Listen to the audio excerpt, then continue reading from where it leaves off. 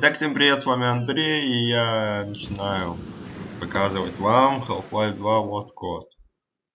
Давайте начнем. Игру расскажу все, что я хотел сегодня вам рассказать. Новости сейчас строим. Загрузку ждем.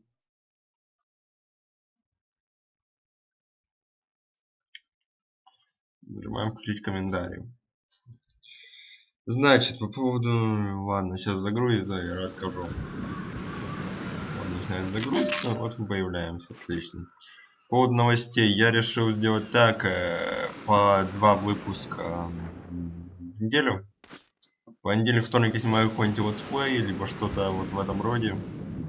В четверг, пятницу это будет Майнкрафт любой. Там либо летсплей по Майнкрафту, либо там что-нибудь, какой-нибудь сервер, либо я вот на этой неделе, наверное, расскажу про сервер, либо там сделаю продолжение, скорее всего, сделаю продолжение. Ну, вот в этом духе. Причем 2 дня, потому что, ну, если там по настроению, как получится. Первый день я обычно снимаю, второй заливаю, там, рендерю, ставлю музыку, когда надо. И т.д. т.п. Значит, переходим к Lost Coast. Что же такое Lost Coast, скажете, спросите вы. Это такая игра, самое первое, что они потестили, это Lost Coast. Сделали отдельный уровень с комментарием разработчиков. Где прям вот у вас есть здоровье, видите, 100 хп. У вас здесь патроны и все, что надо. Вот. А если считать в остальных уровнях, и здесь сохранялки работают нормально. Вот сохранить игру можно, сохранялки все работает нормально, да. В остальных, где там вот будет портал у меня, да, я сделаю. С вот этот Team Fortress я вот думаю, скорее всего, я не буду делать. Я скачаю, посмотрю, будет ли лагать, потому что у меня не очень мощный комп на данный момент. Если будет лагать, мы останемся на портал, сделаем портал, Half-Life, все, потом пойдем дальше. Вот. Ну, это вот все, что я хотел сказать. Начнем. Я озвучивать не буду, надеюсь, будет все видно нормально, и вы будете читать сами. Я, так, может, комментарии свои ставлю иногда, и все. Вот. Первое сообщение обычно днем у нас приветствует. Давайте, поехали. Welcome to the Lost Coast. In this tour, we'll be talking about a new graphics technology we've been developing called High Dynamic Range, or HDR for short. We'll also be giving you some insight into the design and production challenges we faced during the construction of the Lost Coast. It appears that you either have HDR disabled or your video hardware does not support HDR. You're still welcome to take a look around the level. First, a quick explanation of the commentary system. To listen to a commentary node, put your crosshair over the floating lambda symbol and press your use key. To stop a commentary node, put your crosshair over the rotating node and press the use key again. Some commentary nodes may take control of the game for the purpose of showing something to you. In these cases, simply pressing your use key again will stop the commentary. Мне кажется, погромче надо сделать, да? Ну, здесь геймной у нас приветствует, говорит музыка звука, я не знаю, что это. Давайте. Это, по-моему, не музыка. Welcome to the Lost Coast. In this tour, we'll be... Нажимаем Е. По-моему... Welcome to the Lost... Да, громче стало, отлично. Это музыка. Отлично. Да, это музыка все-таки. Здесь геймплей у нас учит, как работают комментарии, как с ними управляться. Говорит. И одна секретка, которая некоторые не замечают в этом уровне, это вот здесь находится. С комментарием особенно. Который вот недавно, когда тестил игру, почему у него все тормозит. Нашел, вот здесь патроны лежат и один сейф. The remains of the ship in front of you were once part of a puzzle we cut out of the Lost Coast. The original design of the puzzle was based on the idea of the player and the fisherman cooperating together to solve something. This was the type of puzzle we'd always wanted to attempt in Half-Life 2. Unfortunately, as development on Lost Coast neared the end, and this puzzle still wasn't finished, we decided to cut it. It's always painful to remove work, so we've tried to evolve a process for making those kinds of decisions. For example, with this puzzle we asked ourselves, is this puzzle actually fun? If not, how much work does it need to be fun? Does this puzzle fit within the purpose of Lost Coast? Would our customers appreciate this puzzle being finished more than they would appreciate, say, soldiers rappelling off the cliffside? In the end, it made more sense to put this problem on the shelf with other interesting ideas and store it in the textures. Говорится, как делается, как делался персонаж, вот, да, вот. Ну, пойдёте поговорим с ним. Эй! Эй, ты! Погоди минутку, а ты не... Ты! Ты тот ученый тип, Фридман, Фишман, да? Должно быть, ты здесь, чтобы разобраться с Альянсом. Не знаю, что может сделать один человек, но зачем еще тащиться в Святую Ольгу в такие времена? Я доставлю тебя до их базы, или куда смогу доставить, не щадя себя. Вот такой вот Фишман у нас. Рыбак Фишман. Давайте, пока он идет, послушаем комментарий. Water presents us with a lot of rendering challenges.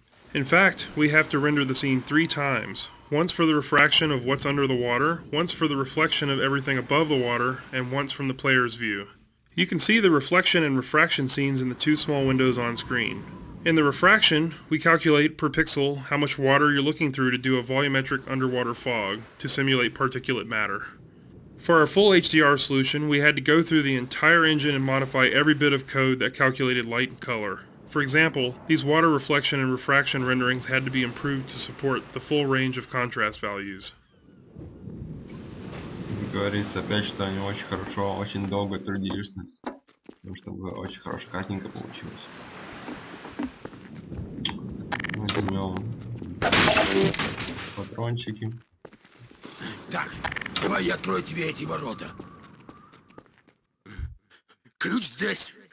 Где-то здесь. Вот это! Пошли прямо сейчас, салага. Давай, заканчивай с той пушкой, не копайся. Какой той пушкой? Я ничего не делаю. Здесь чувачки будут, так что можно сохраниться. Здесь позволяет игра это сделать.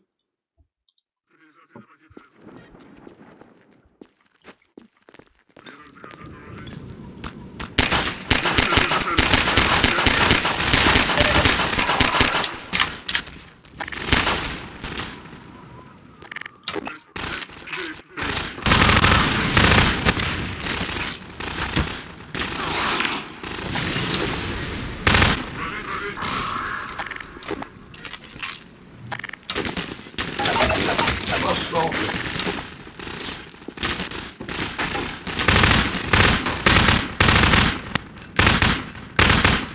Беги, беги. Все, умер. Молодец.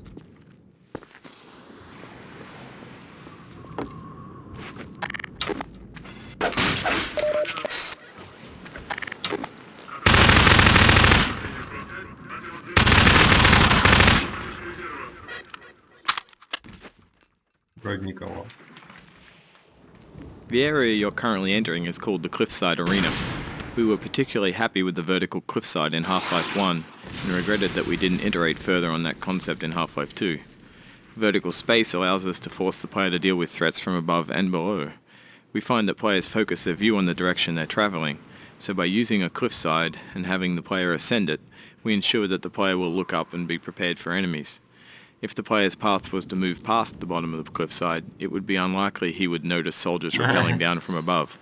And dying from unknown threats never feels fair and certainly isn't fun. Смерть ниоткуда, это вообще нелепая смерть. Глупо. Про обрывы рассказали нам.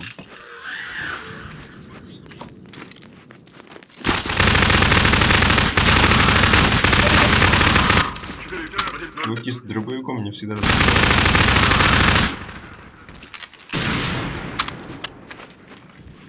что такое? Ну, густо.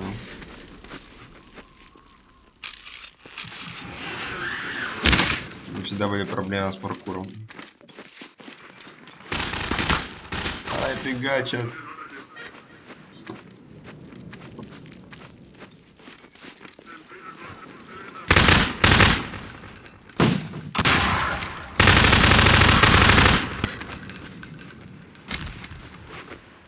Что ж такое-то? Обнаружен незначительный перелом.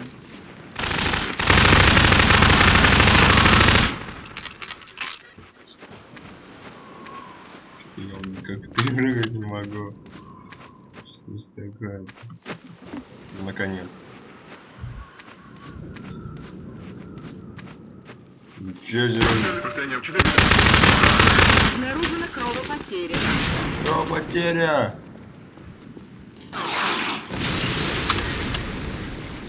Пипец там вообще убивают. Дальше. One of the features of our HDR solution is dynamic tone mapping. The easiest way to think about dynamic tone mapping is that it's a method of simulating the way the human eye reacts to light. In the real world, you've probably walked into a dark room and noticed your eye adjusting to the darkness, letting you see better after some time. Or you've walked out into a bright day and been blinded by the sun, only to have your eye adjust and allow you to see normally. Your iris is adjusting itself in response to the amount of light hitting your eye.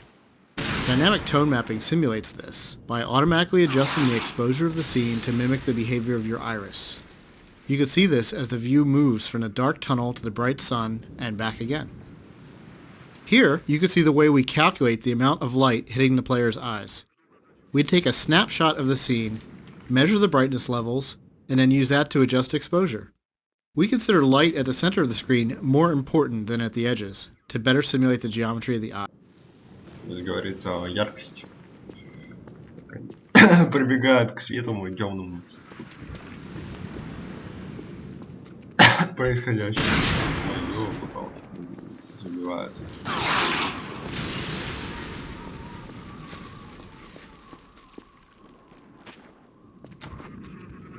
Вот так вот, да? The courtyard in front of you is a space we call an arena. Arenas are built to hold the player for a period of time and usually contain combat or some other challenge. They often have multiple entry points for enemies, along with a gate of some kind to prevent the player moving on until the challenge has been completed. In this case, the arena is free of enemies until the player solves a puzzle and triggers an alarm. This is a method that allows the player to explore the arena and get a sense of its space before being forced to fight in it. It adds a sense of uneasiness to the player who's expecting to be attacked now that they've reached the goal set for them at the start of the map. The break in the action here is also a crucial part of the level's pacing. It allows the player to recover and explore the world a little after being attacked on the way up the cliffside. Да, это хорошо. Дается людям подумать о какого-то действия.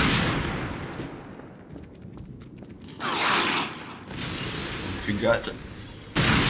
Ну что ж такое сегодня? Фигачит вовсю. The source engine supports a wide variety of shaders. The refraction shader on the window here requires us to copy the scene to a texture, refract it, and then apply it to the window surface. To fully support HDR, every shader in the engine needed to be updated. So this refraction shader was improved to support the full range of contrast.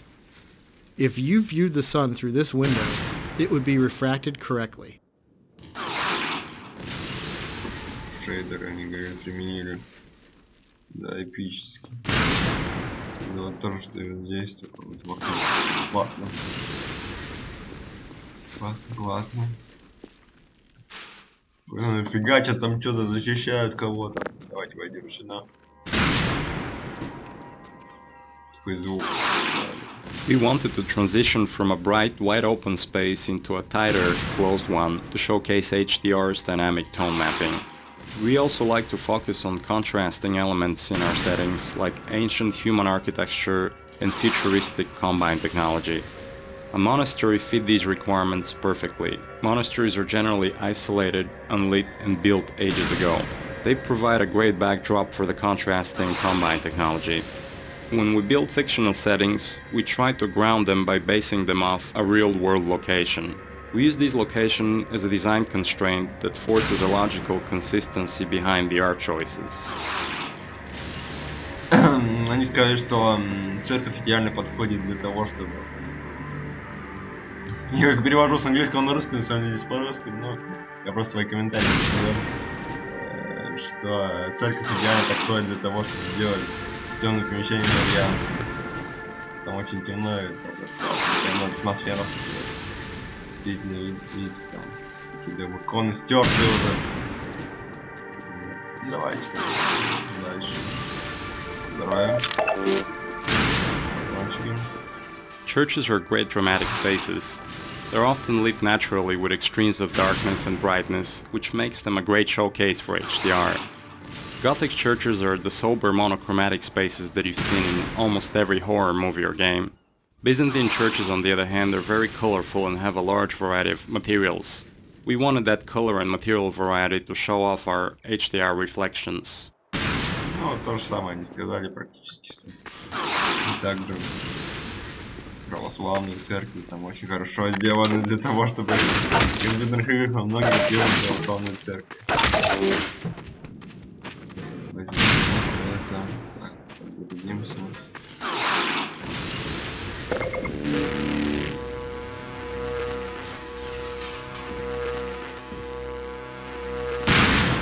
Отлично.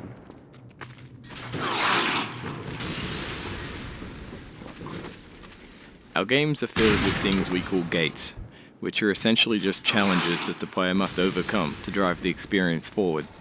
We used a puzzle here since the player has been through combat and exploration recently. When we design challenges, we try to ensure that the player's goal and the action required by the player are both fun. It's not hard to create interesting goals for the player, like stopping this machine from shelling the nearby village, but the action required by the player to solve the challenge needs to be fun as well. So instead of something menial, such as hitting an off switch, the player gets to use physics to jam the gun's mechanism and cause it to break. На самом деле, я первый раз, когда проходил эту миссию, я не знал вообще, что здесь делать надо. Прохождение включал, ну как говорят, на самом деле здесь просто. Берете вот так. Хранится, потому что здесь враги попрут. Берете вот так вот замыкаете, вот так поедет.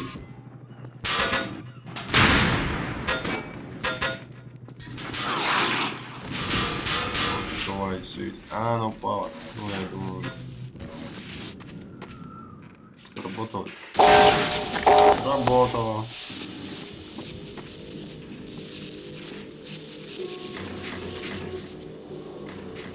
Сейчас будет летать, там леталка такая.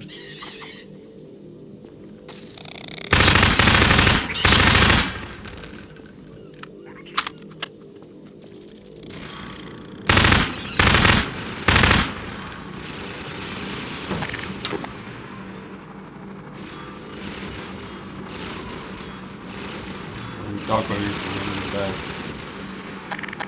Он есть? Есть.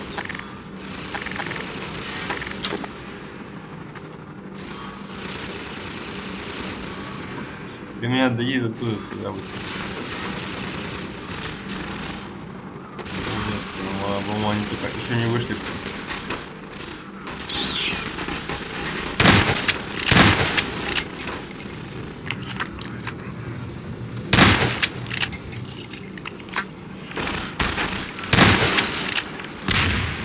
Готов.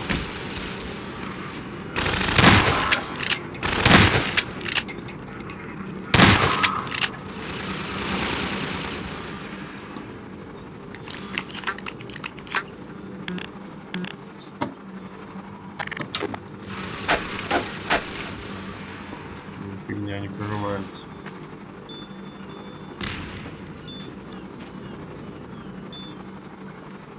Че за звуки?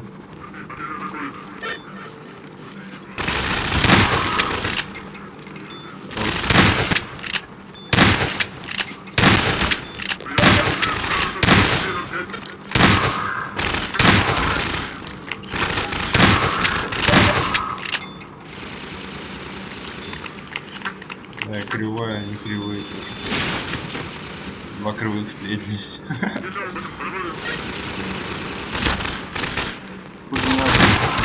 Ладно. Все, можно идти дальше.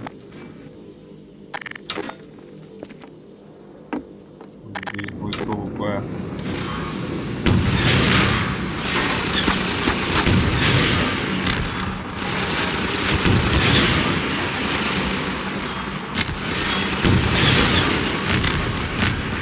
Готов. Ой-ой-ой. Бомбанёшься, нормально. Не бомбанул. Ну и и читаем последнюю. This marks the end of the Lost Coast tour. This has been an experiment on our part to see if our community would find it interesting to learn more about our development process. As always, we're interested in your feedback. I can be reached at gaben, G-A-B-E-N, at valvesoftware.com. If people like this, we'll keep producing this kind of content for all of our games going forward. Thanks for listening.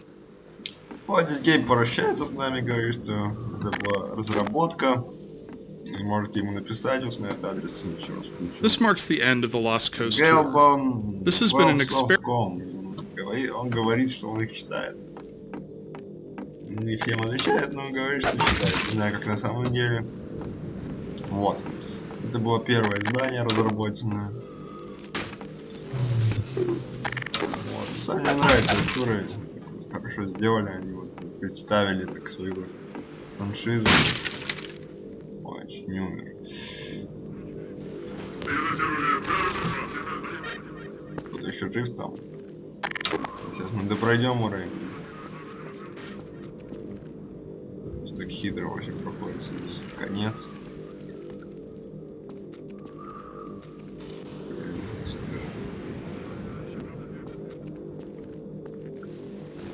И прыгаем сюда.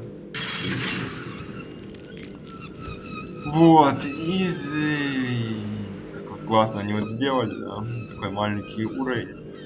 То есть буквально минут 15, да, и все показать, все показали, что они сделали, что хотели.